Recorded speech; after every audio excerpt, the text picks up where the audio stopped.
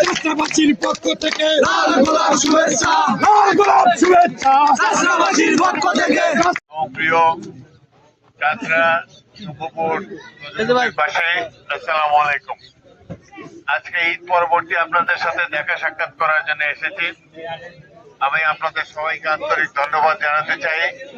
বিগত 12ই ফেব্রুয়ারি নির্বাচনে আপনারা সবাই অক্লান্ত পরিশ্রম করেছেন, বিপুল ভোটে আমাকে বিজয়ী করেছেন।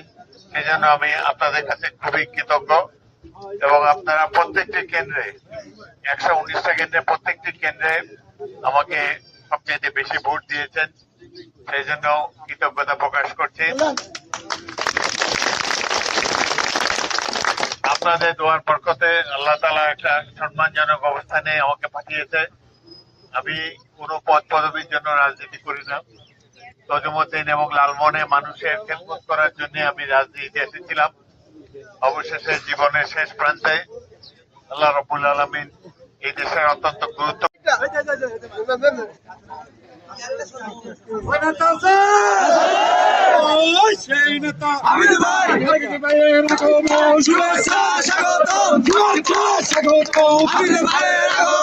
রাষ্ট্রবাসীর পক্ষ থেকে লাল গোলাপ শুভেচ্ছা, লাল গোলাপ শুভেচ্ছা রাষ্ট্রবাসীর পক্ষ থেকে।